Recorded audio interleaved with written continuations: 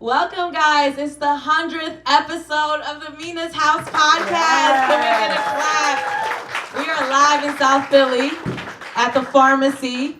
I'm Mina SayWhat. I'm your host. I am really excited. Thank you for everyone who came out. This is amazing.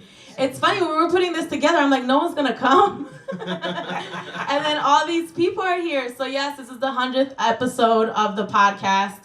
I've been doing this since December 2015. We'll talk a little bit about the background of the podcast and how it came about, and talk about our sponsors a little bit, which is Clorox. Thank you to Clorox for sponsoring this event. But first, I want to introduce my co-host. So right here to my left is Dex DeJesus. Please give it up for Dex. So Dex is a media professional. He's also the host of Bro Talk Live and Industry Friends podcast. Now, I've worked with Dexter before. He's great at coming up with content, and I really enjoyed having him on the podcast. He started being on the podcast at kind of as like a guest host, and then we started having him on more. So please give it up for Dexter. Thank you. So up next is Garnett, aka Sherlock Homeboi, Garnett Briscoe. Garnett, and he calls himself just a player with an opinion, okay? He's an up-and-coming comedian and podcast personality from South Jersey. So he's been putting together a lot of like local comedy shows all over the city. You can check out his podcast, Who You With. And just a little backstory on Garnett. So at first, when I first started my podcast in December 2015, I was doing it alone. It was called Mina's Mind. And then we'll talk about the background a little bit. But when I decided to rename it Mina's House, Garnett came on. He was originally producing the podcast, and then he came on as a host. So please give it up for Sherlock Homeboi. And he got banging waves. Look at these waves, though. He bought his sexy today, okay?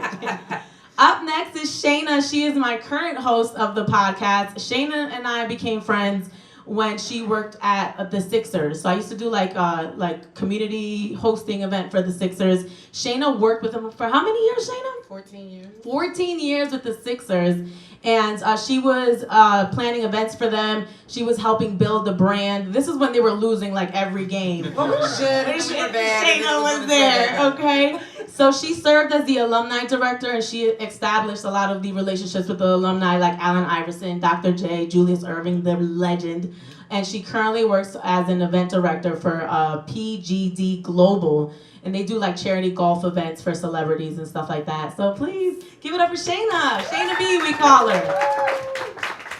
So this is the background with the podcast. I started doing mornings here, and here in Philadelphia I was doing mornings. And at the time, there were a lot of guests that I wanted to speak to, and people who don't know how radio works, they're very like restrictive to who we can interview, and especially when you're on a morning show. Everybody has to approve and agree, and it has to be the majority rules. So there were, I always had like this thing where I wanted to talk to new talent. And I was getting a hard time getting people on that didn't have like mainstream success and stuff like that. So the podcast originally started as me just doing interviews with people that I could not get on air. So if you listen to the early shows, it's basically like Nafisa Williams, who is now on the CW. She's on the big show, the Black Lightning. Yeah, I did Bree Steves before she even got signed. She's a local artist from here. She's a woman rapper. So it was a lot of people like that they were not like big yet, but I felt really passionate about them. So that's how it started. It started off being monthly, and then bi-weekly. And then when Garnett came on board, we started doing it weekly. And then Garnett started to help me with like booking guests and doing more of that. So that's how the podcast kind of evolved. Then Dexter came into the fold. I was working with Dexter at the time. And then Shana came into the fold recently, a couple of months ago. So that's kind of how we formed this team of Mina's House. When I left that job, I used to use a recording studio. So I no longer had a recording studio, but I still wanted to continue my podcast. So in December of 2017, which I literally went to Garnett and I'm like, I think I want to build a studio in my house. And that's literally what I did. Like, I gathered friends in the industry that were engineers, and I just bought equipment. And some of the equipment I didn't like, I was learning what equipment sounds better or whatever. So I would bring it back. Remember, we went through like an audio box, and I'm like, I don't like this mic. We sending this mic back. And then I slowly worked up to like getting like a backdrop and like all these things. Like mics, I have 3 mics now in the studio. I just built it because I wanted to do it, and then we renamed it Mina's House. So that's where this all came from. So usually for people who are new to the podcast, we usually do like news, like entertainment news, and then we do a topic, and then we do an interview. But we're not really going to get into the entertainment news today. I really more so want to get into our topic. Okay. So we were talking about this. We're going to get to our topic and then to our guest here. So we were talking about this the other day, how everything in the music industry right now seems a little recycled, right? Or the entertainment industry. Like, think about all the shows that are being rebooted, like the movies, like everything seems recycled. So the question today is the entertainment industry losing its creativity? Absolutely. Yes. You guys think so? Absolutely. I mean, before, on my way over here today, I was listening to the radio and I heard a City Girl song. And I'm like, wait, this is a sample of Sierra and 50 Cent, I Can't Leave Him Alone, which came out in 2006. Then just now we're sitting here and I heard the City Girl song, That's My Type. And I'm like, wait a second. That's Freakily, which just came out in 2004 by P.D. Pablo. Like, you guys aren't even giving it 20 years before you remix these songs. Like, that is... Well, that's Sweetie. So, Sweetie, That's My Type. Yes, that one. Yeah. But that's my song, 2004. Right. Like, you're not even giving it time to like fester and just like become old. Like in radio, there's this thing called recurrence, and that's a song that could still be played now that was released back in the day. Those songs that they're remixing currently are recurrent songs. So like you could listen to the Sweetie song or the City Girl song, and then maybe 3 or 4 songs later, you hear the original version of it. Like that tells you that like this ain't it. Like this is not right. It's not creative. Yeah, and then even with the movies, we were talking the other day, and I looked today, and they're like, Charlie's Angels, the 2019 version. I'm like, how many years of Charlie's Angels are you going to give us? We got it through decades. We have decades of Charlie's Angels, but as we said, every great original movie is being remade.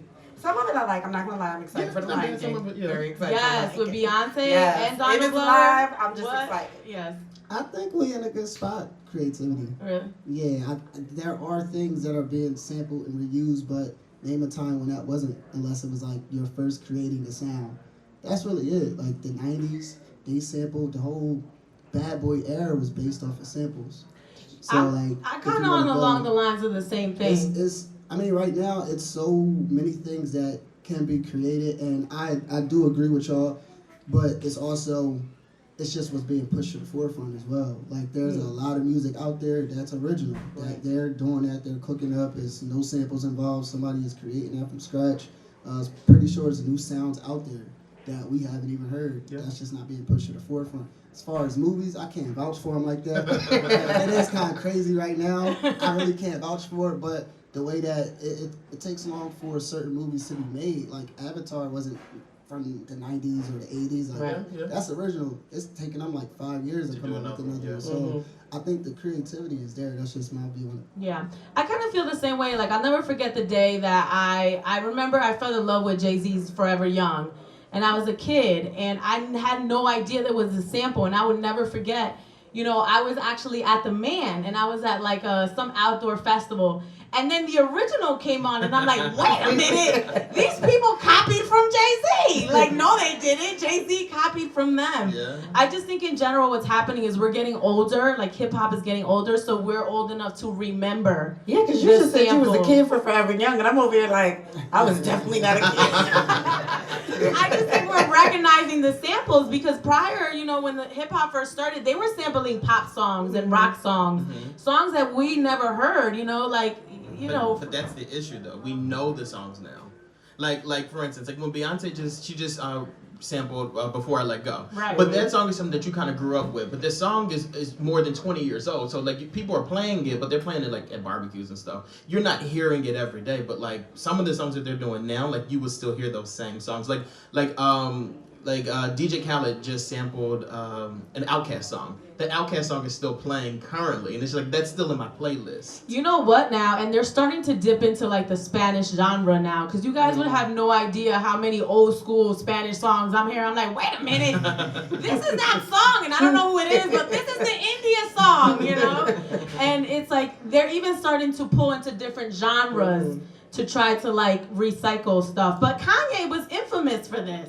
This is what Kanye did. He went in and pulled every soul song that he could find and looped it and chopped it and did everything. So I just think that it's balance. You know, it's all about balance. I do think it's a little crazy. Literally, when you go to the movies, it's like Shaft, Toy Story 4, and then Aladdin. Like, what the hell? What is this? But I think Netflix is a reason for that as well, because all the original content is being fed to Netflix. Yeah. You know, and these industry, like these big, like the Foxes, the Century 21, you know, the big powerhouse movie creators, they're just recycling old stuff that they own, that they have the rights to, that they can remake. I just think now it's a market. Like, y'all don't want to say we getting kind of old. Like, that's why that's why this is happening. So it's like it's a play on nostalgia, and it's just the market is just there. Like, yeah, we want to see the reboot to something else and see how far the story could have went, but the you know, the people, the characters are older. So I just think now they're looking at it. It's a new market that's untapped, and they're just going in with it. Like when they remade Will and Grace, I'm like, what are y'all doing? But at least they did that with the original. Right, and it was like where they are now. To you guys' point though, I will say that, like, because I used to be the person that's like, I love Spider-Man, but it's like, I'm sick of seeing Spider-Man. Like, it's too many of these guys. However, I will say though, like, the more you look at it, like, you know, Tobey Maguire is not the same as Andrew Garfield. Like, the stories are different, and they're kind of showing like a different side of the same thing. So like, I'm okay with the movie remakes as long as you give me something that I haven't already seen. Right. See, I'm on the other side of it. I don't like when they change stuff up. Really? Like, I saw Aladdin, and then they made Aladdin, like, you know, I'm all for women's empowerment, but they made the story of Aladdin about, like, Princess Jazmin wanted to be the Sultan. And I'm like, girl, like, I thought you was trying to fall in love and get on the magic carpet. That's not what happened in 90, whatever. Right, and then they gave her a whole new song about her, you know, her voice being silenced, and her, you will not silence my voice. Like, this is not the Aladdin that I was watching when I was a kid. It's the 2019 Aladdin. Right. All right, so I want to get to our first guest right now. Jazmin DeJesus is up first.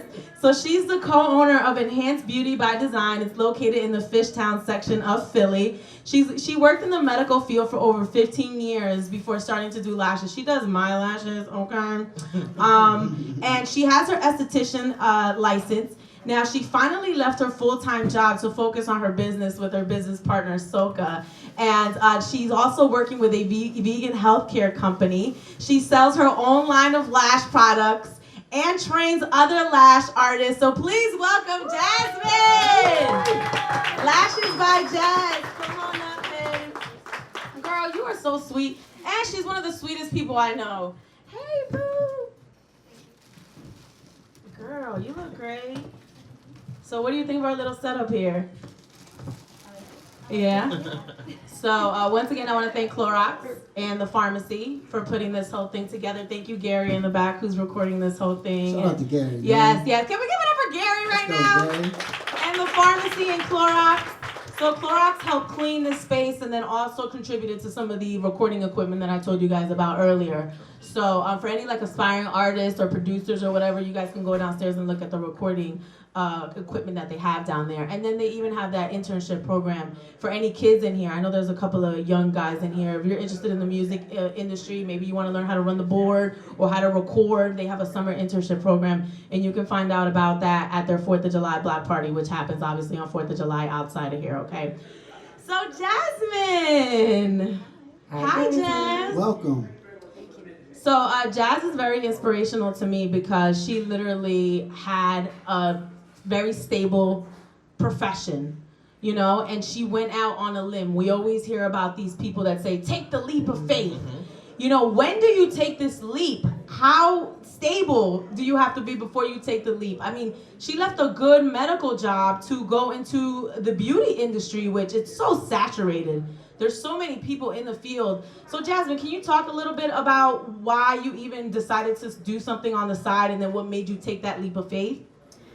Well, when I had started doing lashes, I was actually in school for nursing. So I was working full-time in the medical field, but I was studying to be a nurse. And as you know, when you study to do that, you have to prepare financially because you can't really work a regular job, you can't work full-time. So that's why I started considering doing lashes, and I was going to school. I was living in Philly, but going to school in Florida, like an accelerated nursing program. So I was kind of back and forth, and lashes were booming in Miami. It Really? was insane, and it wasn't what it is now in Philly. So we're talking 5 years ago, where once I finally took the training and I come to Philly, like $100 for lashes, people were looking at me like I was crazy. And there weren't a lot of people doing this independently the way I had started doing it. There was only one salon in Philly, and she had been around for a long time, but it wasn't what it is now. Right. So initially it was for extra money because I was tired of working like, a hospital job, bartending, doing everything to survive. But I really had to figure out how I was going to get through my clinicals. So I started doing it, and I never anticipated it becoming what it was, but it's something that, like, with meeting all of my clients on a daily basis, I took something away from every interaction. I spent hours with different women, different walks of life, and I don't even think they realized what they did for me, inspirationally, emotionally, the support that they gave me. And it completely took me off course from nursing. And I'm like, if I could do this for the rest of my life, I would be perfectly happy. So I just kind of continued to run with it. And I went from, working in a small studio to traveling to people's houses. And it got so busy and so crazy for me that I'm like, I have to station myself somewhere. Right. So that's when Soka was doing my lashes, and she was looking for a place, I was looking for a place, and she had helped me so much with bouncing information off of each other. It just made sense to kind of like collaborate and do this together. Right. That's awesome. One of the questions that I have for you is just being a female entrepreneur, a younger female entrepreneur, and just looking at your page, I know you have a lot of female, your staff is basically all female. Yeah, they're all women. How do you maintain the dynamic of being the boss and still having that good employee-employer relationship? Because it can get dicey. It can get dicey, but I think this is a conversation I had with each girl before I brought them on board. If there's an issue, we will talk about it right away. Don't let it go to the next day, and don't go to anyone but who the problem is with. Mm-hmm. I know thankfully we haven't had those issues, but I think everyone respects each other, and I was really, really careful before even hiring anyone. Smart. When we went an entire year with it just being me and Soka. And we were very, I think just having that whole year experience, the different months and seasons and everything, then understanding what we needed and who we needed to put in those places. So we were very cautious with who we put in. And, we just, our first employee just completed her first year with us. And our next employee is about to, she's also in the audience. She's about to complete her first year with us as well. That's awesome. And providing opportunities for other women. Absolutely, absolutely. What was that day like when you were like, you know what, I'm done with this hospital stuff, this nursing stuff? This is it. Like the 2-week moment. Like, what was that like for you? I have to say I was really blessed with my full-time job. I worked with a major health system in Philadelphia, and they were so supportive that it wasn't like I had a bad job that I needed to get out of. They were so supportive that I kind of transitioned out. I went from full-time to part-time to 2 days a week, and they did everything possible so that I could keep my benefits until I'm like, I can't do it anymore. Yeah. So it was actually really hard for me to leave because it was more, I was with them for 10 years at that position and that job. And I still have, they tell me every day, I hope you never have to come back, but you'll always have a place here. That's awesome. Yeah. Oh, that's sweet. How do you feel about school then? Because I know you went to school, I went paid to money to go to school. school, and then you end up quitting to follow your passion. But how do you feel about school?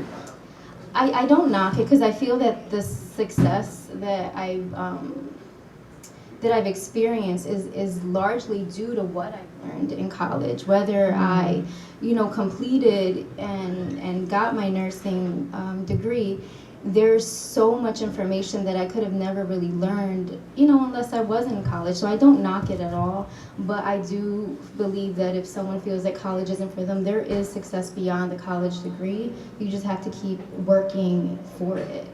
Anything you want to do, you can accomplish it. You just got to put the work into it. Yeah. So I don't knock college at all. I just feel that I had so many obstacles that were keeping me from it, but I just think that's because it wasn't my calling. Mm-hmm.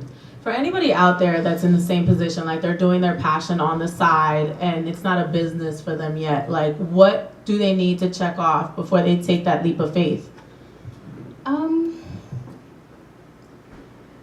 I just feel that if it's something that you think about when you first wake up, and if it's like, if it truly brings you joy, there's no reason why you can't make money from it.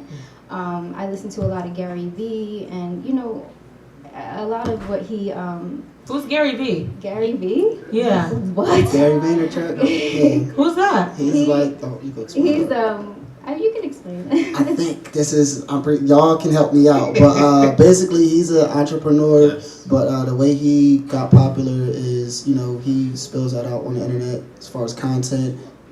You want to call him a motivational speaker, but basically he's just, this is who I am, get up off your butt, go get it, I'm in your face. Yeah. But he runs a multi-million-dollar, a few of them, company, so that's how I know. I'm gonna have to check him out. All right, so before you go, we're gonna play a little game called Never Have I Ever. I don't know if you've heard of this. Oh wait, we didn't pour the drinks. So we need to pour the drinks. So I drink Hennessy. I drink brown liquor. You What want do you light or dark? drink? There's Tito. Yeah, light or dark. She's like, I'm driving. What? Okay, Light? light. All Okay. right. So what do you? I know Garnett drinks brown. No. Yeah, I do. It makes them a little crazy. They say brown liquor makes people look That's crazy. why I'm a tequila drinker at heart. Sorry, I wasn't getting Patron. No, That's a it's little out of my fine. budget. I don't even like the Patron. podcast budget. I do not like Patron. What do you drink, Garnett? I mean, Dex. Water. The brown is fine. Okay. All right, who else is doing like? So we have some Coca-Cola down Everybody's here. doing brown? Okay. Thank you for the flowers, by the way. She's like the sweetest. When my dog passed away, she was right there with food, and then like she knows that like food makes me feel better about stuff. So she bought like hoagies. I was like, oh, you love me. Okay. So the way that this works while we pour up here is, can someone pour me one, please? So we're gonna let the guests pick it, and it's Never Have I Ever. So for those who've never played, and we kind of changed it a little bit. So if you have done what you pull, then you have to take a drink. Okay? So what's this, brown? Oh, Lord. Ooh, it smells. I need a chaser. Get your coat after. No, this is good. Let me know. What? Oh, you did brown today, Dex? Yeah, it's probably best. Your friend is here. You have to take care of him, girl. Because. Okay. All right, You wanna? Go ahead. Never Does she? have Wait, I, she don't got a drink. You got a It's right drink? Oh, okay. Okay, good. Never have I ever cheated. Oh. This is very vague though, like on a test. No, I'm a man or woman or your relationship. That's a good way to That's spread exactly around a good way to that. get out of that. I didn't know I had to be so specific. Oh, damn. No one has cheated? Oh yeah, I mean, okay. I don't do that no more. Black men don't cheat. I know that song. Y'all cheated before? Did y'all get caught? Yep. I got beat up. I don't think I got caught. Wait, how she beat you up? She hit you like for real? I had to be like the dumbest cheater in South Jersey history. Most men are dumb cheaters. Well, the thing is, technically, I didn't cheat. Morally, I definitely cheated. We broke up like a week before because I knew what I was about to do. So we broke up. It was Oh, Did done. you break up Did you set the breakup up? officially, or was it a breakup No, in your mind? no. It was officially. We had that discussion. I had to let her know. This ain't it. You didn't cheat. Yeah, This you ain't didn't it. cheat. But morally, I knew what I was doing was wrong. Did Don't you act cheat with like her sister? Oh, no. Oh, You know you get bad relationship karma when you do stuff like that, Right, and that's why I no longer even go through, stuff like that. So I'm a better man now. Let's take a shot to that. Yeah. Clap it up for me being a better All man right, today. I'll do that. Yeah, Yeah. I'll take a shot. I've never cheated, but That was about 8 years ago, by the way. A Yeah, changed I was man. very young as well. I think it was like, I don't know. I You was really young. when did you cheat? See, I was in the same situation. I had a boyfriend pretty much all my life, and we were going through like, are we together? Are we not together? Are we together? I hate So that. was like, Like, do you want I me didn't or really not? cheat, but I was like cheating for like going on dates. Because I was like, okay, he wants to stay in the house. He wants to take me to dinner. Yo, I read an article that said that 1/3 of women will, so 33%, right? 33 point whatever percent of women will go out on a date that they don't like just to get a free meal. Yeah, I will never do that again. It was really bad. I won't do it again, but I will inspire every day not to be saved in a woman's phone as food. Because I've seen it. I've literally seen it. I don't have an issue with a woman doing that. Just don't do it to me. I need my coins, right? Yeah. And your boyfriend's here, so yeah, you've never cheated. Well, thank you, Jazmin. Can we clap it up to Jazmin? Listen, take the shot to Dolphin over there. And Jazmin, give your Instagram out before you Yes, guys please. speak. Yep, you're right. It's Lashes by Jazmin, and Jazmin's Jazmin. All right. Everybody give it up for Jazmin. Yes. Enhanced Beauty by Design. Google it. All right. Thank you for the question. Oh yeah, we going. All right. Wait, what happened? I ain't say nothing. What I will say is, listen, sometimes you gotta cheat to find your real soul. Oh, man. Don't say that. That's the reason why that's the reason why I'm here. Unless somebody wants to cheat right now in the My party. grandpa, Yeah. my grandma was a side chick. Oh, Lord. I was the second family. I feel like everybody's grandma was a side See, chick. look. It happened a lot back in the day. Yeah. Sometimes you gotta cheat to know what you got. Yeah. That's all. All right. Our next guest is a rapper from Camden, New Jersey. Is New Jersey in here? Yeah. Damn, where's Jersey at? Where's Jersey at? Where's Philly at though? Okay. He just wrapped up his nationwide tour. Who's watching the kids too? His recent project is the same name. Recently performed at Made in America. Yeah. Please give it up for Mir Fontane. Yay. Hi, Mir. What's going on, man? What's going Ooh, on? you got a good radio voice Yes. too. You better tell us. I've been told that a lot. you know? Yes. So Mir's actually a real friend to the podcast. He's actually been to my house and at the home studio. So sometimes when I do interviews, some of them I do on location. You know, at the end of the day, this is my house. So I'm not letting just anyone in my house. So I trust Mir, you know, he's family. And I met Mir through Garnett. So that's how I met Mir. Yeah. And he's been to the crib, you know, we've watched some movies together. I tried to do a barbecue, but he was like, I'm out, you taking too long. I was definitely waiting for that invite to the barbecue. Yes. Yes. Okay, we gonna invite you to the cookout. So Mir just headlined the TLA and packed it out. Can we clap it up for that? Congratulations. Thank you, I appreciate that. I was so proud of you, Mir. Thank you. Like to watch the whole crowd sing every song. Yeah, it was a real feeling. Like every song. Facts. I knew it was going to be like that once we actually announced that we were doing Philly, because we took like 3 months off from doing any Philly shows just because we knew we wanted to pack out the TLA on tour. Right. So once I got out there, I knew it was going to be a workout, because Yeah. I knew they were actually going to go crazy and have more requests, even songs that were on the set and stuff like that. But it was a dream come true. Is this your first nationwide tour? Headlining. Yeah. Headlining, yeah. This is his own show, period, ever, Right. and he went around the country. Can we clap it up for that? That's And amazing. He's from Camden, New Jersey, guys. So I'm a Jersey girl. You know, we have to have the Jersey connect here. Garnett's Right. from Jersey. So when did that start happening? Like, when did you look out into the crowd and realize, like, wow, these people know my music and they know every song, every lyric?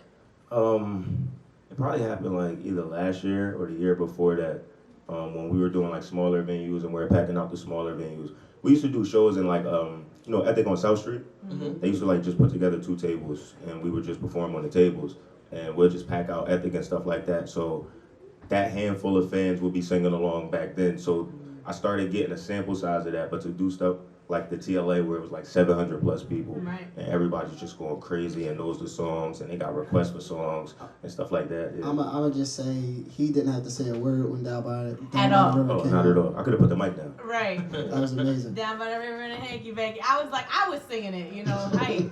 I didn't even know you was there to the last minute. Yeah. You know, I like to be incognito. Yeah, all the way in the back on some Batman. Right.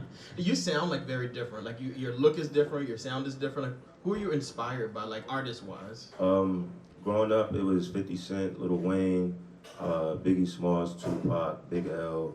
But like as I got older and stuff like that, it became like my own. It was more so like J. Cole, the Drakes, Okay. people that were pretty much telling their story in a different way, using the melodies and stuff like that, and that kind of opened up like the doors for me because I always had like a voice that I can sing a little bit, but I never really wanted to do it. I was just going to be a complete rapper. I didn't want to be mistaken for like an R&B singer at all. Like that was a big thing for me. Then. So, but it wasn't until I realized that singing added another component to like my music, and then I could start opening up to do a whole lot of different stuff that I really just embraced the fact that I had the talent. Gotcha. Yeah. Do I have to wait for y'all to? No, go ahead. Oh, okay. You want to go Okay. ahead? Okay, go And ahead. see, I like him. That's why he Right. That's You why actually he just inspired He me. was like, do I gotta wait for this game? That's why he want he some gets Coke? invited to the cookout at my house.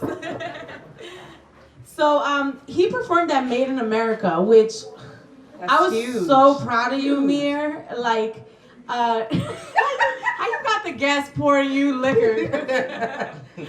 So talk about that moment. Like, do you prepare differently for something like that, you know, or do you just go out and do the same show? I pretty much go out and do the same show. I don't want to really get into like a routine because I feel like then that becomes like a mental thing for you. Because if I have a show where I can't do the routine, then I'm gonna feel like anything can go wrong and stuff like that. So it's pretty much the same thing. It's just big crowd, small crowd. You know what I mean? They know the words or they don't know the words.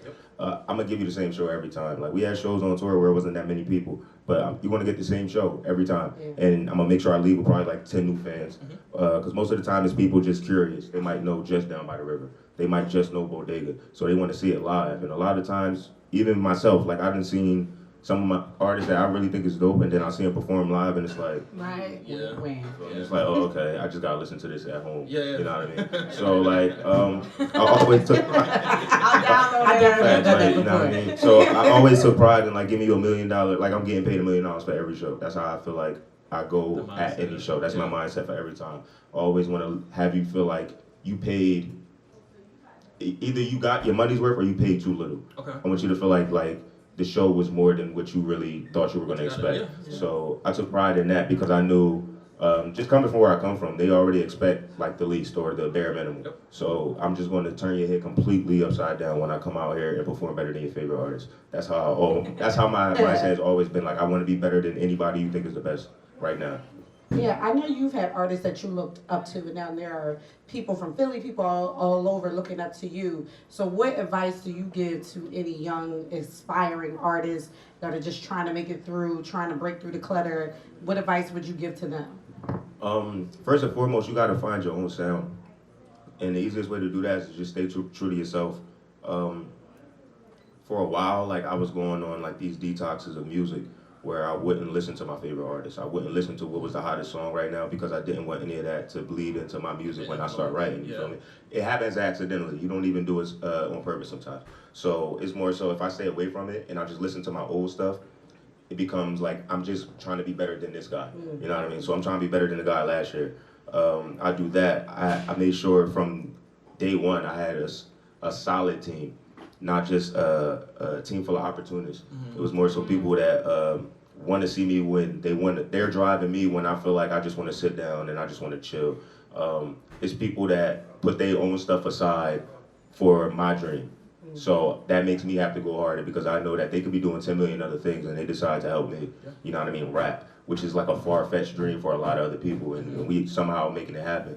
But you definitely need a team, you need to find your own sound, and you need marketing, whether you paying for it or not. Like before we can actually pay for some type of marketing to these big outlets, we were actually just pushing it ourselves, and it was for more than 2 weeks. You can't just push a single or a video for 2 weeks and then expect for you to get those big numbers that people are reaching for. Like, I remember when 1,000 views was an accomplishment to me. I remember when 10,000 views was an accomplishment. You know what I mean? I remember when it was 100,000, we were like, yo, this is crazy.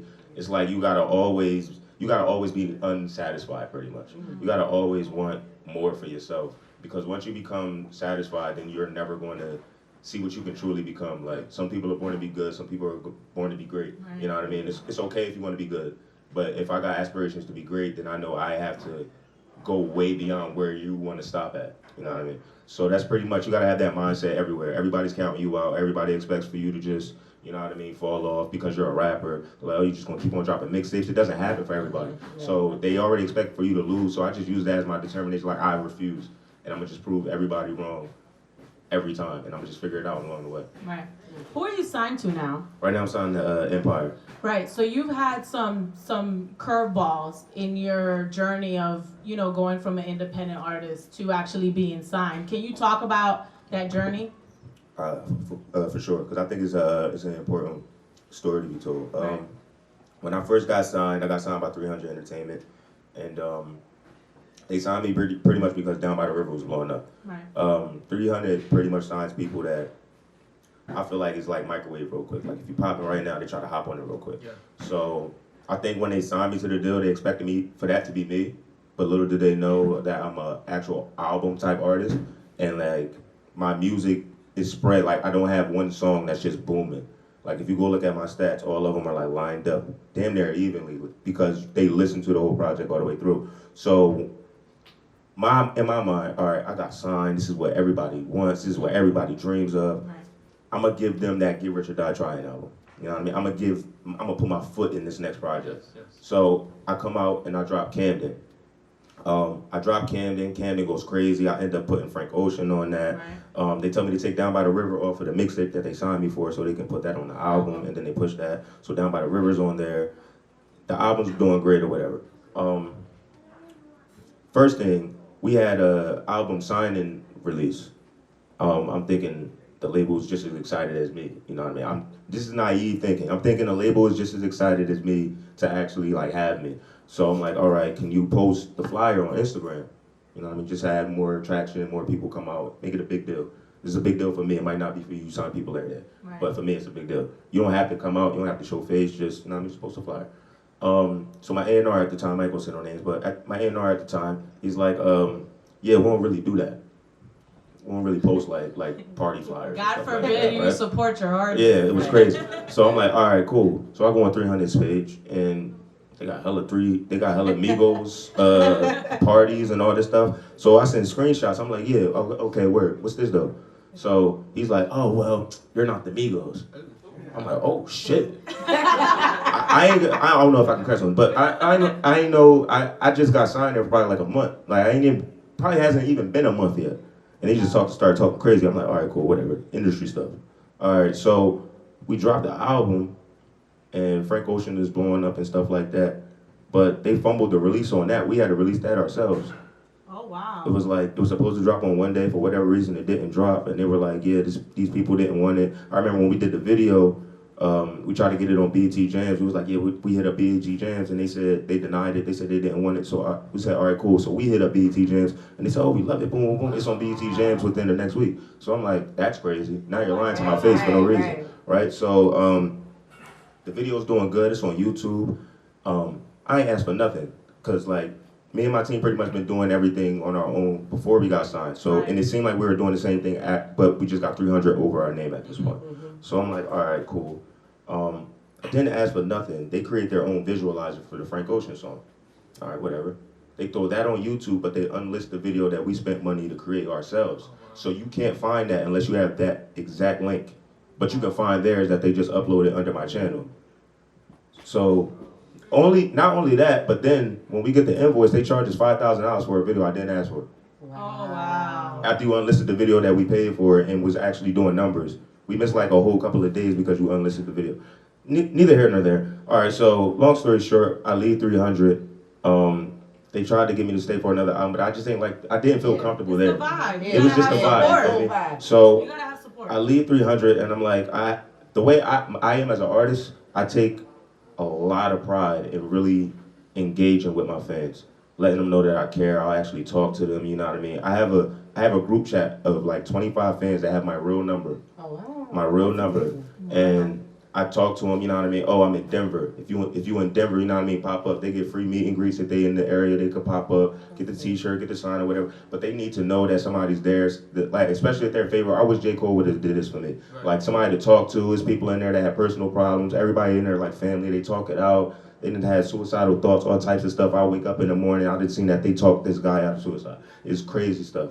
So it's like, little stuff like that means a lot. So I'm like, yo, we got social media. I really don't need a label per se. I can give the music directly to the fans. So I come out with Macaroni Tony right after Camden by myself. Macaroni Tony goes crazy. It has a whole bunch of other stuff on there that goes crazy and stuff like that. After I leave 300, after I was trying to get people on the label to get in the studio with, let's get some features done, you know what I mean? You got all these people. They making all types of excuses why, oh, well, you're all the way in Jersey, Fetty Wap, he's usually in North Jersey or New York, and I'm like, yo, we go to New York every time to come see y'all. Yeah. So why won't I come to New York to go to a studio and do a record? So whatever. After I leave, that's when I link with Fetty Wap on my own. Yeah. Right? Can we clap it off for that? Yes. Yeah. The song is called Bodega. The song's called Bodega. But me and Fetty Wap linked up for like 4 tracks. We linked up in Jersey. We do like 4 songs. He goes back to 300. After I left, I'm gone. I ain't got nothing to do with 300. He goes back to 300 and he's like, yo, me and Mir just did these tracks. And they just listening to him. And they're like, all right, bet. So if you don't know, if you do a record with a rapper that's signed to a label, you have to get clearance from that label first before you can even drop it. So know that before you, even if you're gonna pay an artist, you can pay them, they can record the song, but then they get it to their label and the label say, nah, you out that bread and that song's never coming out. So you gotta go. He went to the label. He told him we got these songs with Mir. They're excited, but they hush about it. So now it's time for me. All right, I want to drop Stoop Kids and I want to drop the remix of Bodega, but I gotta talk to 300. And me and 300 already rocking. Right. So we go to 300. They're like, nah, it's all cool. It's cool. We'll let you drop it, but you gotta sign back to us for them 2 singles. And then on top of that, we want to have the option for that Who's Watching the Kids thing that you talking about right now. That new album that you talking about on Twitter, we want to have an option for that to drop under us after them 2 singles. So at this time, this is one of my biggest features and I really want to come out. So I'm like, all right, cool. We can talk about that option when it comes. If y'all are truly transformed, then it won't be a problem. So we do that, the song comes out, boom, boom. It's still kind of the same BS. Yeah. Right.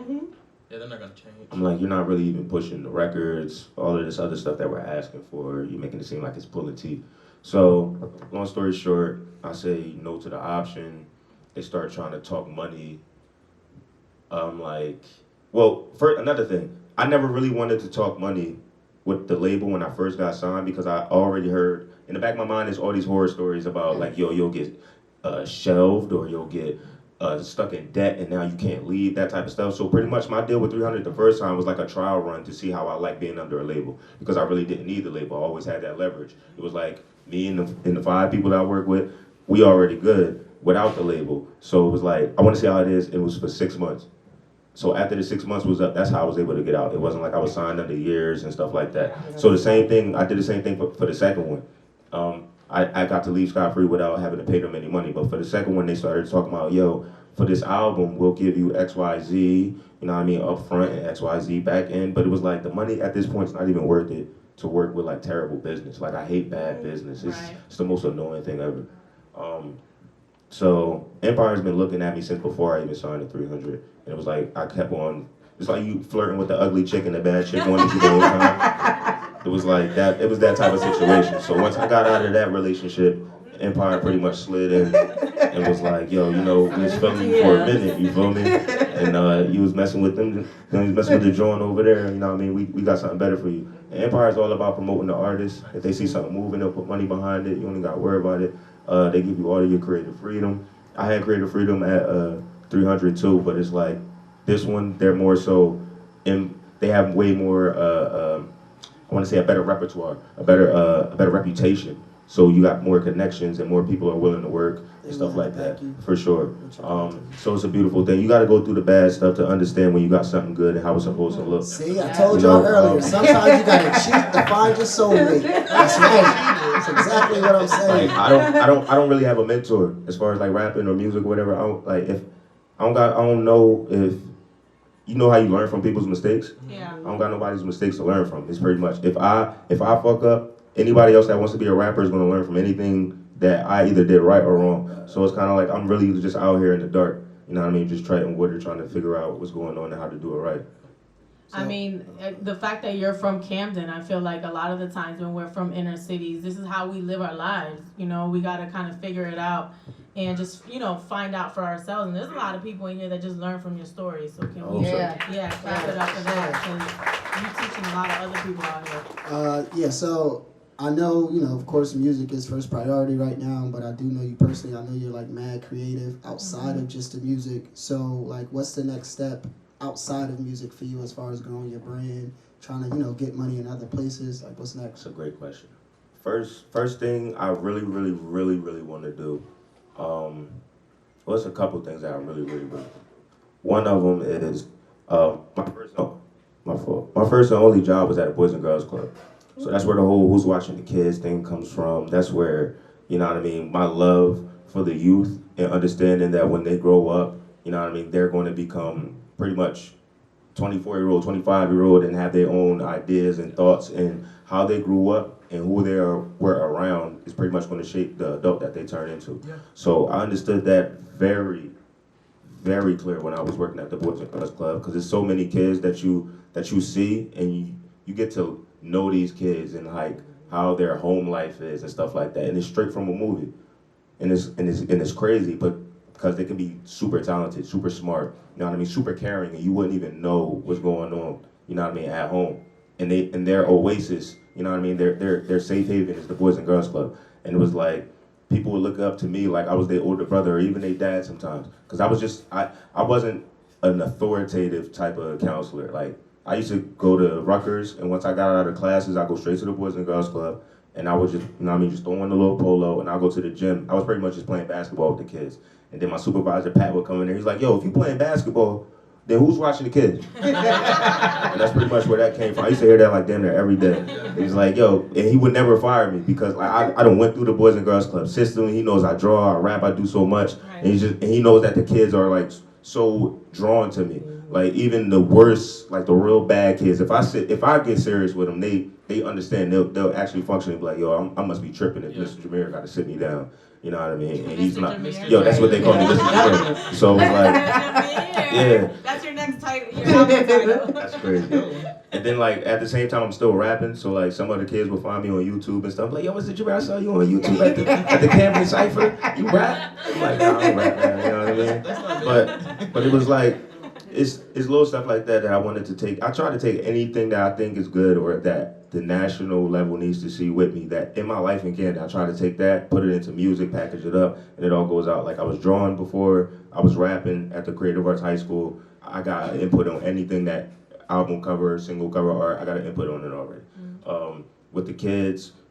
You was at the show. I brought the kid out. He was real dope with saxophone. Yep. Yo, crazy part is I was hosting this concert in Philly, in Jersey, and he was there. King Kumba is the boy's name. Wow. He plays the sax, and he's very talented. And when you brought him out, I'm like, where do I know this kid from? And he came up to me afterwards and was like, oh, you hosted that show. The kid is so talented. It's crazy. Ridiculous. I found him because like probably 3 months ago, before his tour even started, he did like a rendition of Bodega with his saxophone, and he just sent it to me in the Instagram DMs. I'm like, yo, where you from? He said, Camden. I said, yeah. I said, so boom, are you going to be here for the 27th of June? He's like, yeah. I was like, I'm bringing on stage on TLA. He's like, oh, for real? I'm like, yeah. I swear to God, just remind me. Because I smoke a lot of weed, just remind me. If you remind me, I got you. So he hit me up probably like 4 days before the show, but I already remember. I was like, yeah. He was like, you still got me? I was like, I got you. I'm going to have your name at the box office. Just go get your ticket. Make sure you're around to get it done. He was backstage from the beginning of the show. He made sure he didn't miss his opportunity. So shout out to King Kumba for that. He bodied that. Yeah. But I'm all about like just trying to put kids in the situation, especially there's a lot of talented kids in Camden. I'm just trying to put them in a situation. I know I can't save everybody. I'm not super duper rich, none of that. But where I can help, I try.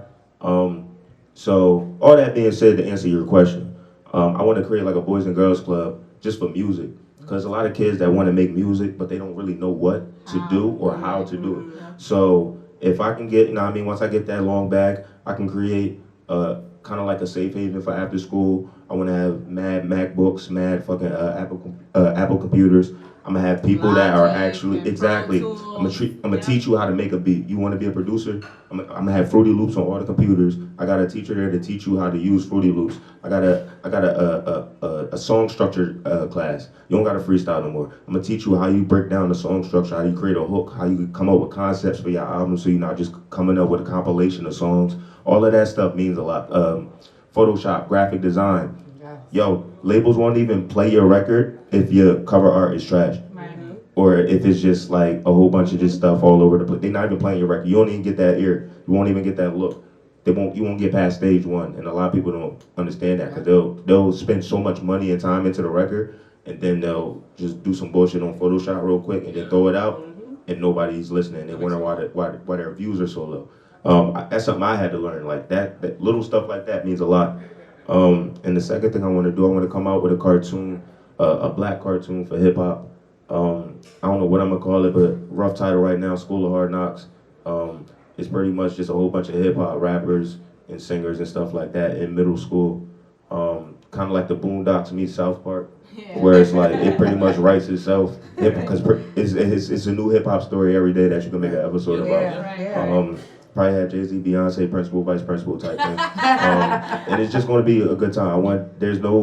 I read something that Netflix is looking to throw millions at any type of black content. I was gonna say minority content So- they're looking for. So it's a double-sided sword. It's a black cartoon about hip hop. Yeah. You have to call So- him Mr. Jameer. Mr. Jameer. Gotta call him Mr. Jameer. Interesting. And Mr. also, Jameer. I think what you said about the after-school program is amazing. However, I know some 30 and 40-year-olds that could really benefit from that class as well. So you should. Well, that would be a thing for everybody. It'd Night be more of a school. That's called night community thing. school. That's the Like night school. at the Boys and Girls Club, they had a thing where like from 3 to 6 is when like the little kids, like the real little kids would be there. Yeah. And then from 6 to 9, they would have like the older high school kids come in. So like if you're an adult, you know what I mean, you want to do music, you'll come after the kids leave, but the kids get first dibs at everything after school. Probably take an hour out, help you work on your homework, that type of shit, but then we can get into the music. But yeah, I definitely want to do that. That's something I want to do for years. Mir, I need to hook you up with Gary back there, who owns the pharmacy here. Word, He that's actually has a summer internship program. It's crazy how God kind of puts you in certain Word. places. He has a summer internship program where he's doing just that. So the That's reason crazy. why we got Clorox to sponsor this whole thing is there's a project called the What Comes Next project, and the whole point is they try to clean up certain spaces for businesses that are doing things to help like the youth and stuff that's like fire. that. So Gary's a part of that program, and he's doing that in the summertime. So you guys need Word. to connect, because Hell maybe yeah. before you actually get like your space, you can start doing that like here or something. Absolutely. Or whatever. You get started on your dream today. Right, brother. right. We're gonna start it today. Yeah. Who said Nina don't make dreams Right, come right. true? You know, Nina say what? Oh wait, does anybody need refills before All we right, play so this wait, game? we gonna play this game, all right? Yeah, but people might need refills. I don't. Here, Mir, I'm you good. pick it. I don't, because I You're don't cheat. sipping. You don't know what the question is. Never have I ever fallen in love at first sight.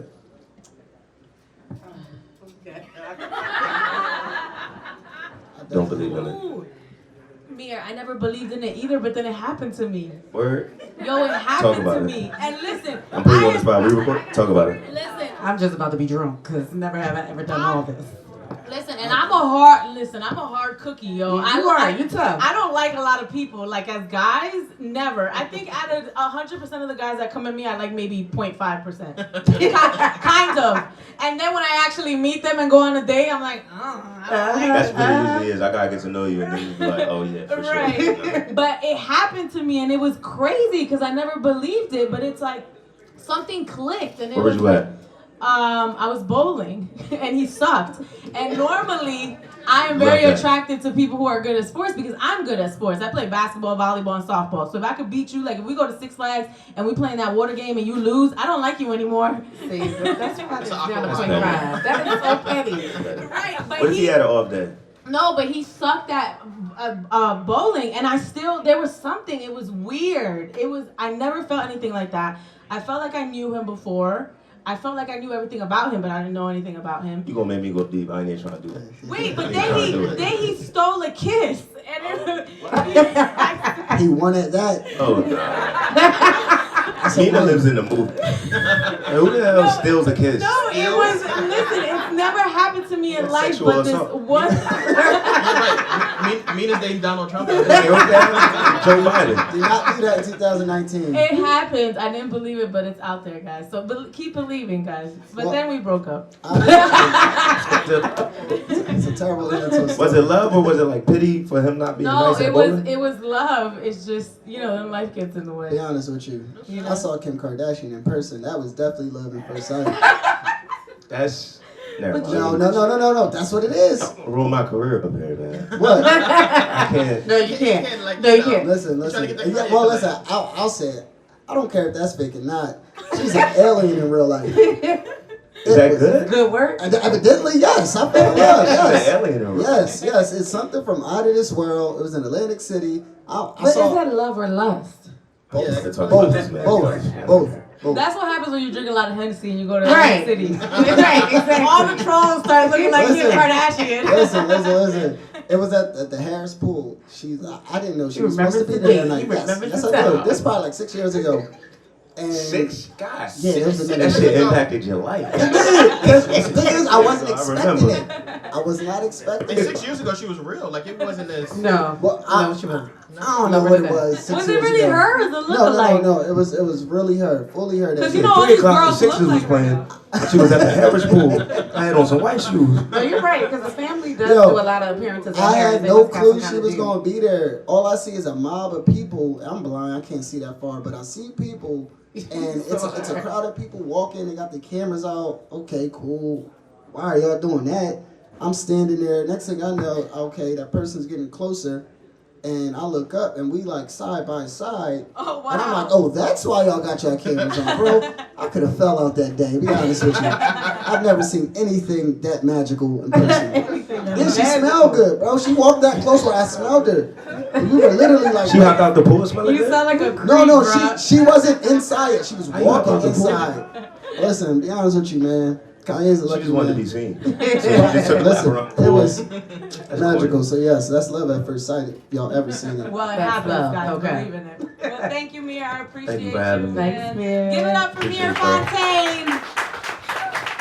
What's your Instagram? Yep. Oh, yeah. Hey, my Instagram is at Mir Fontane. Ain't no I's in my name. I really hate when people put an I in Fontaine. Ain't no I in Fontaine. It's Fontane and MIR. If you don't know how to spell Mir. Hey. It's an awkward silence. Just clap or something right now. It's real awkward. Thank you. Take a shot. Wait. Take your cup, too. You want to take Look, more? I say, Go ahead. take more. more. Take more. No, don't take the whole bottle. We still got one more guest. Yeah, Say, take- pull yeah, half. don't you- You can listen, pull half. we're gonna do this for the Do 99 you- under 2000, man. Clap it up. Do you need Sorry. Coca-Cola? He's a man. Oh, That's my right. That's right. All right, give it up for Mir Fontane once Thanks, more. Mir. Thank you, Mir. All right, our next guest is one half of the legendary Young Gunners. He's an OG in the music industry. He's been doing this thing for over 15 years, okay? He was signed to Jay-Z and Dame Dash's Rockefeller Records when the label was at its height. And he is the owner of Forever Do Me Clothing. Please give it up for Neef Buck. Hey, Neef. It is a little hot. I feel like your middle room. Oh, Yeah. That's where the studio is at, by the way. right. What's going on? What's up? What's going on? My hand is so sweaty, sorry. You need a drink first? Neef? It don't matter. Good. Shout it out. Damn, you got the pinky ring you pimping today. Yeah, a little something. So the trash bag king is here. What you know about that, Mina? Talk about that a little bit. How'd you get that name? Every nickname, we big on nicknames in my neighborhood. Like a lot of people make their own nicknames, and I don't think that's certified. Yeah. I think somebody else have to give you the Yeah, I nickname. agree. Yeah, so I was doing some things, and one of my friends, the guy that does he does the outros, Ratski, he does the outros on all my projects, the Forever Do Me series. He do the outro on every joint, and he gave me that nickname. And it just come from doing things in the neighborhood and stuff, and somebody give you something that you was doing, and they just gave me that name, and it stuck with me, and I ran with it. It's one of my alter egos. Yeah. So Neef is really a friend of the podcast. He's been on the podcast a couple of twice. I think so. Yeah. It felt like the middle room. That's why I came in the door. I said, this is her weather. This is her type of. No, I hate it. I don't know why I'm always sweating. You know what it is? The way my central air is set up in my house. The way it's I don't know why it don't go upstairs, and I be sweating all the time. I don't know. I needed someone to come and kind of fix it a little bit. So, Neef, you've been in the game for so long, right? Yes. But you still are releasing music independently. Forever Do Me 9. Clap it up for that, guys. Thank you. Yes, this is last release. So, what are the benefits to doing it this way? Like, would you ever sign to a major label again? It all depends if it makes sense. You know, business is about making sense at the end of the day. You weigh your options. If I can give a person or a label 25% of the pie, and I'm gonna make more than I would make by myself, that's cool. I don't mind. You know, like you gotta give some sometimes to take it to the next level. You know what I'm saying? You know, because you could go but so far, you know, on your own. You know what I'm saying? So the strength is in the numbers. You know, you might have some people to come in and say, you know, we could put you on. Like, say if I'm getting, say if I'm going on tour and I'm getting like 10,000 a show, and I got 5 dates, and then Live Nation come and say, we're gonna give you $5,000 a show, but we're gonna give you 30 dates this month. Right. As long as it makes sense. You feel what I'm saying? So, Yeah. you know, that's all. I'll tell you. It's business. So talk a little bit about the clothing line and what you're doing with that, and really what was your drive and your inspiration between, you know, breaking out of music and just creating those other revenue streams for yourself? Yeah, we're just coming up under Rockefeller, J Biggs and Dame, just knowing that the music is like the car, you know, driving to so many other opportunities, and Rockaware made more money than Rockefeller ever made. You feel what I'm saying? But it started off with me, I was just doing it as far as merch, because everybody can't sell clothes. A lot of people try to sell clothes. And we was blessed and fortunate to come up under them, and we made a lot of money selling state property clothing. But the Forever Do Me, it just came from my brand as far as the projects, the series. And I just start, you know, giving them out. First I just gave out t-shirts and stuff like that. And then it became, I could sell it, you know what I'm saying? If you're a true hustler, you can sell them anything, you know what I'm saying? Because at the end of the day, the music is just like a stepping stone. People buy into you. You know, they get to know you from the music. And then I see a lot of people that's big time as far as music, you know, they got a heavy brand, and I see them sell anything. Yeah. You know what I'm saying? Yeah. Any type of thing, you know what I'm saying? Because it's about people buy into you. That's why there's enough money out here for everybody to get some. You know what I'm saying? Me and you can have the same t-shirt. We can have next level t-shirts, but your brand could be on it and my brand can be on it. Your people that rock with you, they're going to buy it off you, and the people that rock with me going to buy it off me. Right. So, you know, just stay in your own lane and keep doing you. You make a lot of money off of that? Like, you really banking? For sure, because the thing about the clothing, it don't take much to make far as the upfront money that you got to put out. Yeah. Right. See, with music, you paying producers, studio time.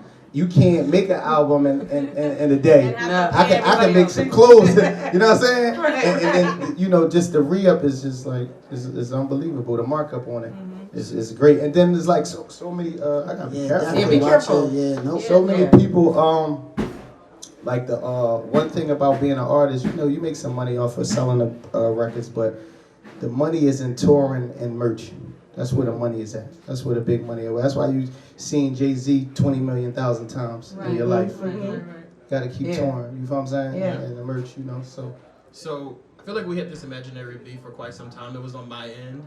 So when, Wait, what? yeah. Let's get to that. So when No Better Love came out, and I'm talking to girls or whatever, they're like, you don't sing, you don't rap, like I don't want nothing to do with you. So I always felt like this thing. And I'm like, damn, I can't sing, I can't rap, I can't get girls. yeah, But with that being said, how do you feel about the current state of music?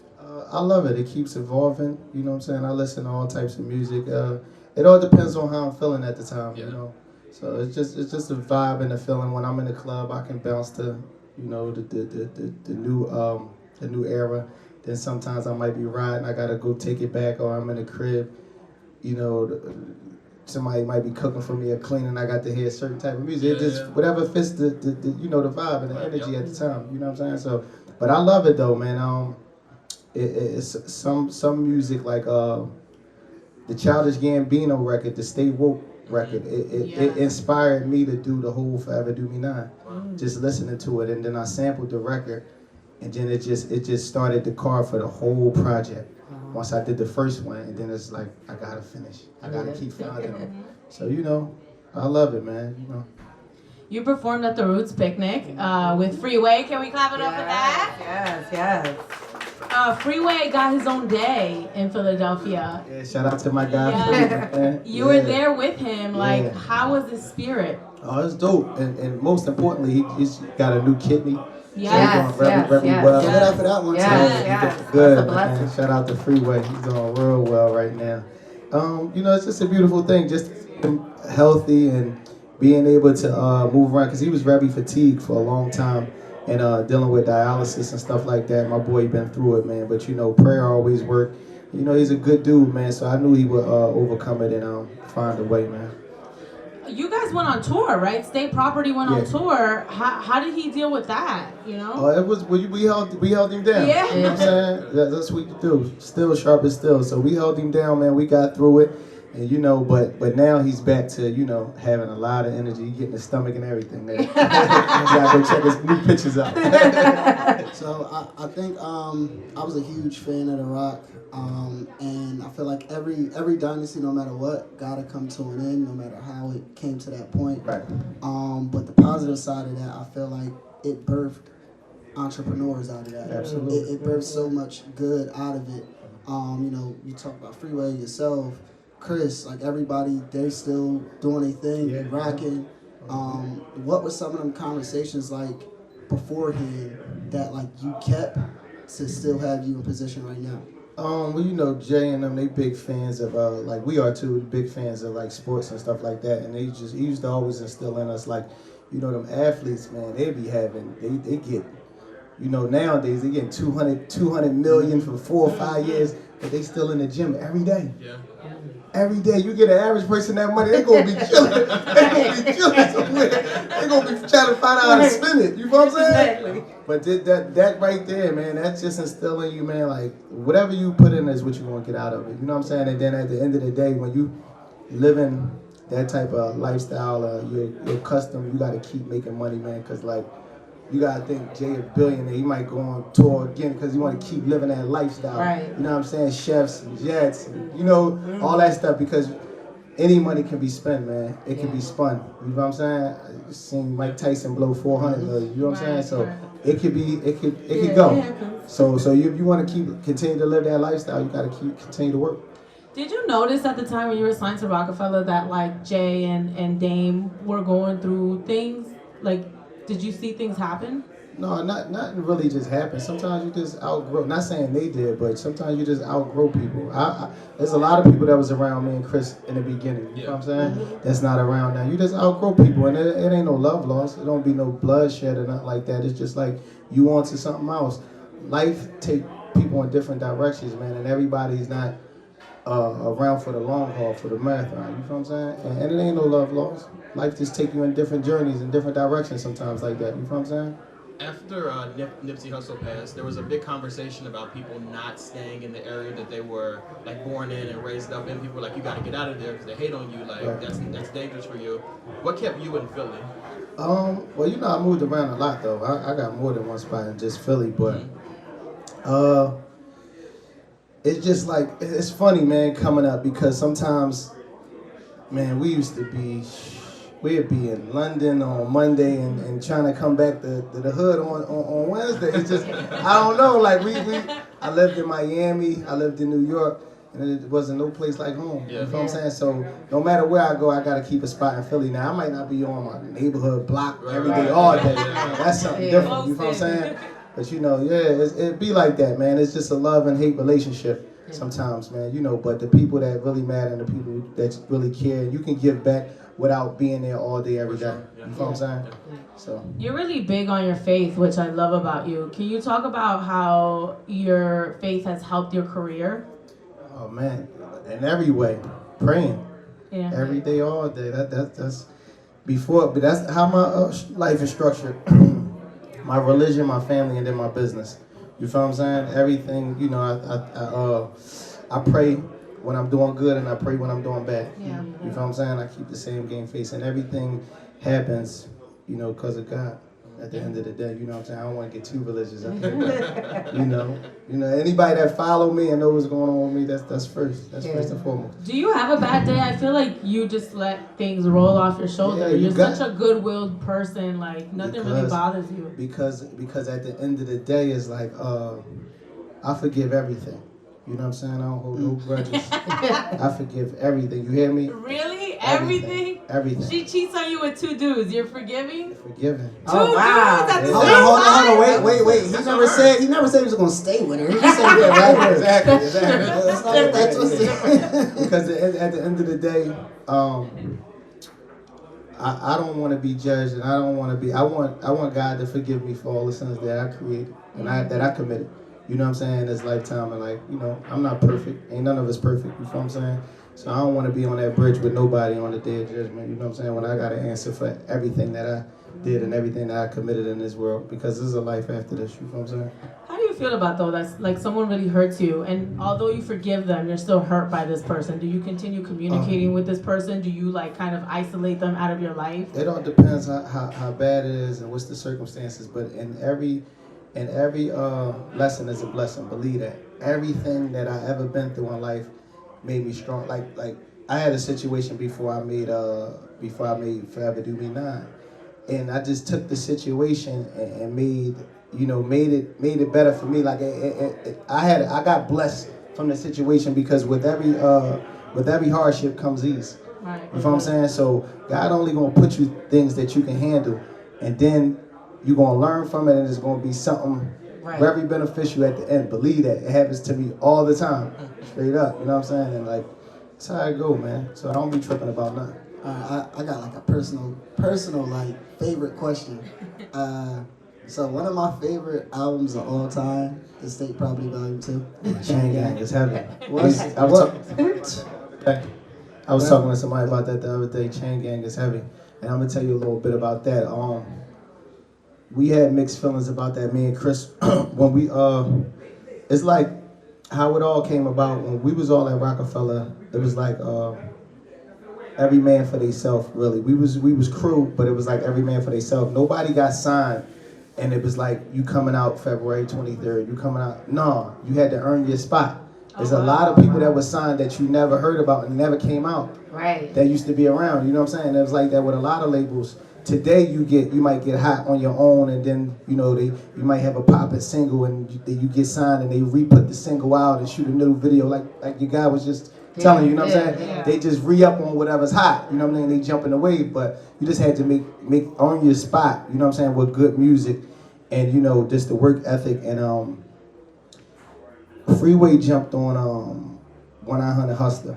Not luck, but it just happened, and God will, God willing, he jumped on that, and then that set him up to drop an album, and then Rock the Mic and everything was on State Property 1, and then me and Chris did a mixtape with DJ Enough, excuse me, and they put that out, and they had Can't Stop Won't Stop on it, and it popped, and the DJ started playing it, so then they wanted to set up to do a State Property 2 album for that to carry that album.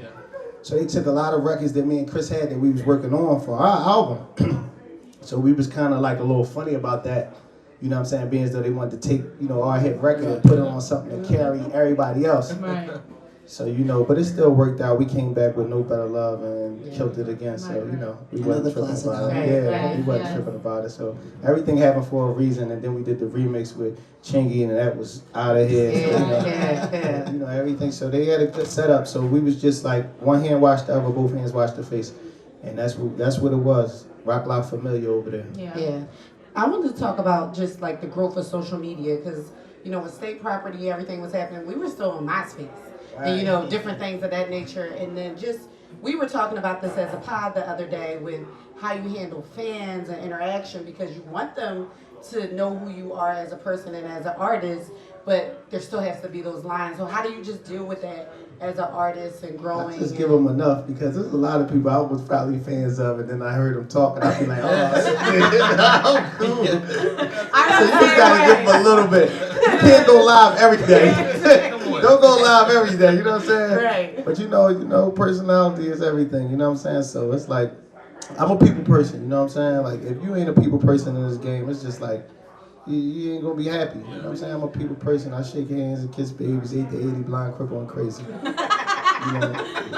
It's all love, and then that motivates me, and that, like, one thing when I was coming up, and in any relationship you want to feel appreciated, and our appreciation came when we had to do the shows.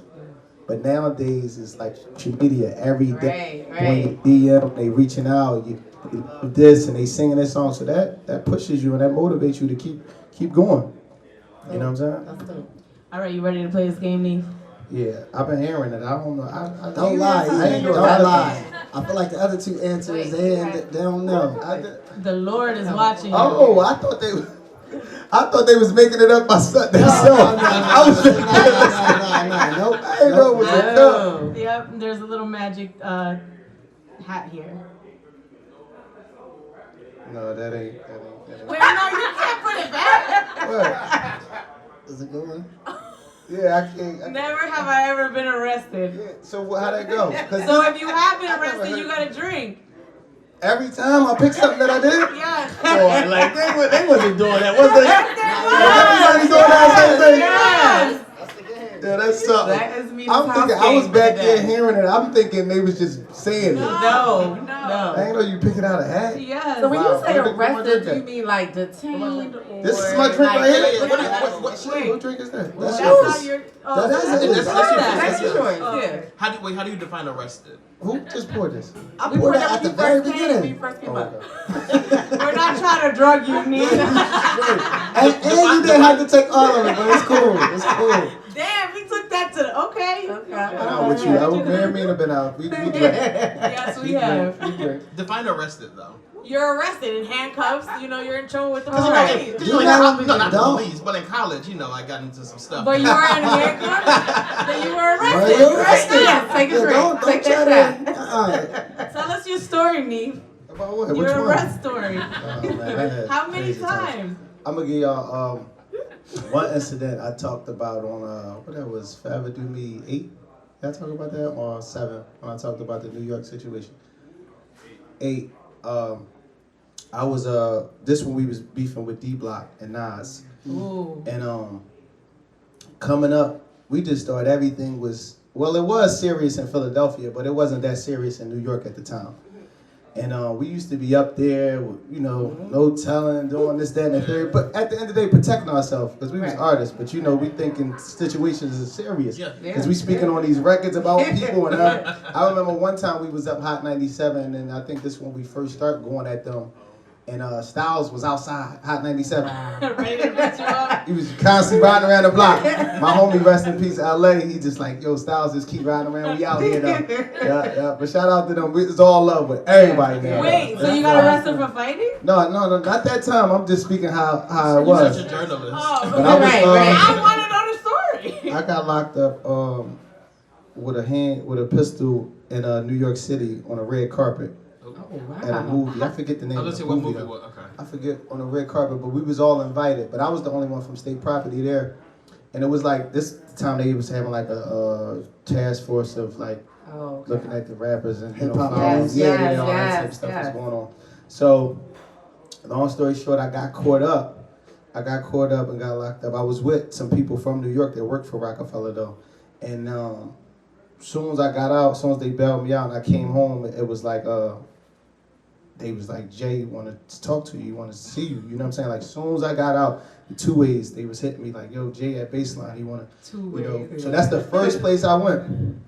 I went to, and he damn near didn't even grind me out. He grinded the people that was up more from New York, like, let them know, like, lo, it ain't that serious, like, here. You know what I'm saying? It don't be like that. Yeah.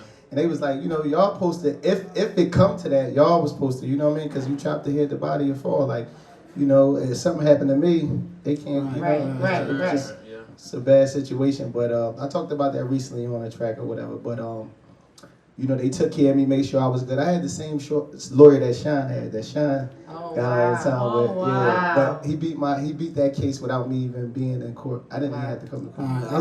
I thought he was a bad lawyer. Set him back. I was gonna say he's overseas. Different circumstances. It was different circumstances. It was different circumstances. I was just protecting myself. All right.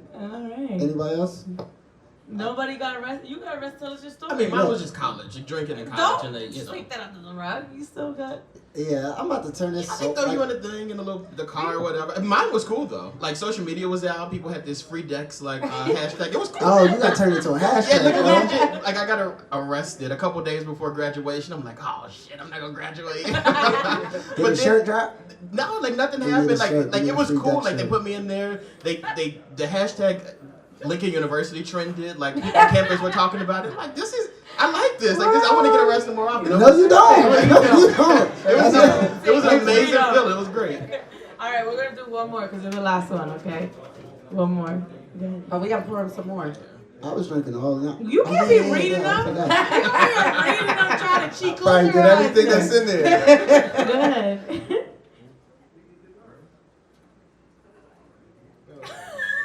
Read it. Jones, who made these up? Mina. Have I ever peed in the pool? Come on, man. Come on. Oh yeah, everybody got a drink, so I'll be alright. How you put this? Throw it away. Listen, I grew up in a dirty neighborhood. That's what we did in the neighborhood. It don't matter what your neighborhood is. You peed in the pool. Oh, all right. No, If everybody here has peed in the I pool peed in the before. pool. Show of hands how many people have peed in the pool. Yes. And whoever Not enough doesn't hands have up. hands, Nope, not not hands. enough hands up. There's two y'all people in the definitely middle who lying. never peed. I grew up in a crazy neighborhood. Sometimes you had to pee in the pool in order to get warm. You know what? You having a lot of fun. That ain't coming out of this joke. Yeah, like when I was little, I'd be like, and you a girl, you gotta take your whole thing off. Like, I'm just going I'm right like, here. We doing races in the pool. I'm just go. My mom used to do that. She used to be like, get out of here, we had a pool in the backyard. She'd be like, get out of the pool and come use the bathroom. And it's like, no, I gotta go. Chlorine I was kills gonna everybody. say I was about to say chlorine that kills today. all. It's bleach. Shout out to Clorox. They Shout got out to bleach. Clorox. Shut the Clorox in every pool. In the water. Make me feel good about myself right now, Clorox. Thank you, Neef. Thanks for having me, man. Thanks for everybody for Everybody coming give love out. to Yes. Thank y'all for And having although me. everybody does know, you still give your Instagram, your social handles, so everybody can Neef_Buck. Follow me on everything. follow. Holla at your boy. Be safe, y'all. Enjoy the All right, rest of your thank day. you. Yay. Wow. Ooh, I think I'm a little drunk. Are y'all a little drunk? And I only had 2 shots. I definitely got hot. Yeah, Definitely definitely. Well, I'm a lightweight, so yeah. Well, that's it. You know, we're wrapping things up. This was an amazing time. This was thank you Thank you guys for for coming. coming. Yes. I'm gonna reiterate this one more time. Like 100 episodes is really hard to get to. That shows passion. That shows consistency. Dedication. Thank you, because I only know like 26 words, and those wasn't one of them. But no, it shows a lot, and like y'all don't know her personally. She's one of the most hardworking Yes, she people, not is. just women, Yes, she is. people Thank that I've you. ever met in my life. So she has a bunch of stuff going on every day, and the fact that she's dedicated, sometimes waking up at 6 o'clock in the morning, she's like, yo, you better be here by 7. You better be here. If not, I'll get chewed out. Like, I already know what time it is. So, like, in order for her, you know, in order for us to have this, like, she had to have all those things. So, let's give it up for Mina SayWhat one more time. Yes. 100 episodes. 100. That's a lot. That's a lot. And thank you guys for the support, because there's not a lot of women podcasters, period. I mean, that have gotten to like 100 episodes and they have that longevity. And then even minorities, like, you know, I'm a Latin woman, you know, I don't know a whole lot of Latin women, even in this area, you know what I'm saying, that like have a podcast. And, you know, it's kind of like what Neef said, like things happen to you in your life and it pushes you to do certain things. This podcast birthed out of me just wanting to have creative freedom. You know, I'm on the radio, I'm on Sirius XM, guys, Monday through Friday, 6 p.m. through 12 a.m. And then I'm on Boom Philly here locally on the weekends. She works. So it's like, 7 days a week. when it comes to radio, I'm very restricted. I can't talk for more than, X amount of time. I can't interview everyone I want to interview. So this podcast really gave me that freedom to be creative. And I want to thank you guys, for kind of coming in and helping me fill in the gap, because I don't need a podcast by myself. You know what I'm saying? I have shows by myself. I wanted something where we can come together as a group and talk about music, and what's going on in the news. And we've had very serious conversations to very frivolous conversations. Garnett has an amazing story that I found out through the podcast. Like, I don't know if you want to tell the story and be open about it. Which one? I think all of my stories are amazing. So which one? You know how you went through this situation in your life, and yeah, I definitely drink to getting arrested. Yeah. Listen, it's so much. I have plenty of stories, but yeah. So basically, how I even like met Mina, it was through a friend, which was John, which is Mir's manager. Yeah. And you know, I've known her for a couple years now. And we were talking during the podcast, and one of the topics that came up, and I'm like, yeah, listen, I actually been through something. Like, I've been arrested. I've been looked at like I was, you know, a degenerate or whatever you want to call it. And I'm actually not. I just happened to be in a situation where I did a crime. And was that a part of? Yeah. So that's really it. Like, you can't judge a book by its cover, right? And that's really it. So. And we had an important conversation about second chances and how some people make one wrong choice, and you know some people get away with their wrong choices. Some people aren't as fortunate enough, and they don't get away from it, and then their lives are affected moving forward forever. And trust me, I was on the good end of it still because I didn't have to serve any jail time. It just affected me going to apply for jobs. Yeah. And you know, even me doing a podcast, like this is what I want to do. I want to talk to people. You know, that's why I'm a podcast radio person, but I'm also a comedian. And Mina was somebody that gave me a chance without judging me of like who I am, even after she found out, you know, like everything that happened to me 5-6 years ago. So. Yeah, so I want to thank you guys for like helping me keep this thing We going. want to thank you. I actually got like. Does anybody in the crowd have a question? Yeah. For Sorry, us we ran a little or time, personally but- for Mina? We just all hot. There's a question. What made y'all want to take that step into taking media serious, like full time, and just like not worry about the typical 9 to 5? Yeah. So the question is, what made us want to take media full time? For me, I always thought it was a 9 to 5. Like I always thought, like when I started wanting to do this stuff when I was in 11th grade, and then it was like, all right, like when you get to college, like you know what you're going to go to school for is mass communications. Then when I got out, it's like, okay, like where are you going to get a job at to do this? Now the extra stuff with podcasting and stuff, I don't know where that came from. I feel like it's kind of what Mina said. Like a lot of times you feel really restricted with certain things. And then for me, like I'm not even on the radio. So it's like I needed something to have like some form of an outlet. So I have the regular 9 to 5, but like what are you going to do to get your opinions and stuff out? With the podcast that I do, it's one is to help other people get into different industries. The other one is the entertainment base because nobody wants to know your opinions, so you got to put it out there. To be honest, I feel like this is more intensive than a 9 to 5. Like a lot of people think that I just go and I'm on air for 4 hours and that's it. Like I'm constantly working and I've sacrificed so much of my personal life. You know, I'm not married. I don't have kids.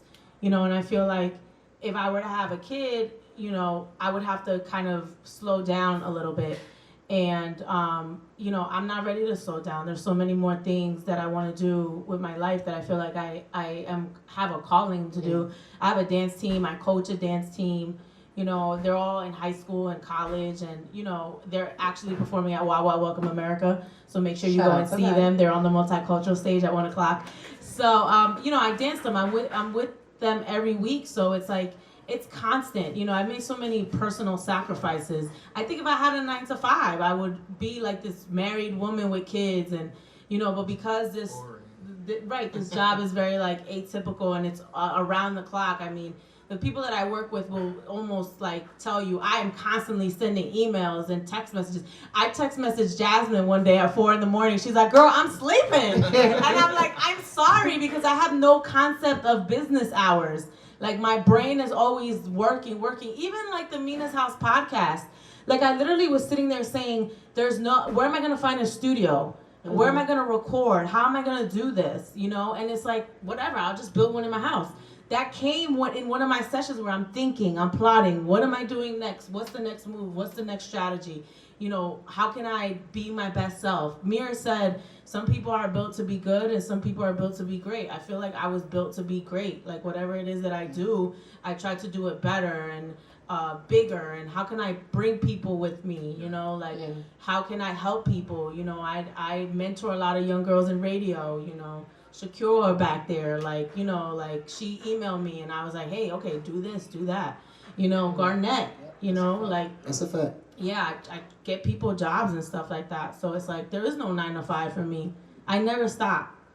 And I mean, I don't know if it's a good or a bad thing. I don't know how much. I can attest to this to say that Mina never stops. For me, I've worked in events and sports and marketing and all these other avenues, but all my friends call me Shay MZ because I know everybody's business. And my boyfriend, he used to always say, God rest his soul, he used to always say, you need to just go be Wendy Williams. All these people's business. And I had came up with all these topics and things I wanted to talk about in dating. And I was at a Sixers game. And this is my testament to not only, her, for stretching her arm out and making sure that there's a platform for other people and creating a platform for myself, but also never stop working. Because it was at least like in the fourth quarter, a playoff came and they were on TNT. So this had to be 10 o'clock and she was like, let's go tape it now. I was like, it's 10:30. I was like, maybe tomorrow. She's like, no, let's go right now. We can go to my house right now and film the first podcast. Like she's always constantly moving forward. Nah, she definitely don't play about that. No. She don't care what's going on. We showing up at 5 a.m. She don't care what's going on. My bad. Well, we gotta wrap up I because was gonna answer this question, bro. No, go ahead. All right, so to answer your question, bro, the reason why I even jumped head first into doing media or comedy and stuff like that is because of the situation I had, and I was going to jobs every day, applying for jobs, getting interviews. And like I said, they were looking at me a crazy way, and I just had to find out, a way to, feed myself at the end of the day. And I always had these thoughts to be somebody, but that situation made me press it. So that's really it. When one door closed, another door opened. So that's really it. All right, guys. Well, thank you for coming. I appreciate you. The 100th episode of Mina's House Podcast. I want to thank Gary from the pharmacy back there. Shout out to Thank you Gary, so man. much, Gary. Thank you. Staff. Yeah. Yes, the whole staff. He has a whole studio downstairs. So check it out if you're a recording artist or you want to be an engineer. I want to thank Clorox for sponsoring this shout out to event. Clorox. I'm a girl from New Jersey, and I literally just have a podcast in my house. And I appreciate the support and the What Comes Next project and all that. Premium Pete, he's not here today, but when I first started podcasting, there weren't a lot of podcasters. And Premium Pete was on the Combat Jack show. Rest in peace to him. One of the first podcasts I ever heard about. Siphon Rosenberg, one of the first podcasts. This is before Joe Budden. This is before Drink Champs. This is before all these other major podcasts. These are the guys that I feel like paved the way in this space. Yeah. And even when I wanted to do this, Premium Pete took me to some sushi place and we talked about what I wanted to do and what the layout was. And I really want to thank him. Wayne Campbell, a video Shout out guy. to Wayne Campbell. Thank you, Wayne. Who sometimes does the video work, but I appreciate it nonetheless. DJ Caution, thank you. He provided the music today. And thank you, Dex. Thank you, Garnett. Thank you, Shana. Thank you guys for coming through. That is the 100th episode of the Mina's House Podcast. We'll talk to you next time. Everybody give it up for Mina. And we want to say thank you from the pharmacy too. Anytime, you guys are welcome to come check out an event or do another event. And there's some free refreshments now over by the other side, so feel free to hang out for a little bit. Give it up for Mina. 100 episodes, everyone.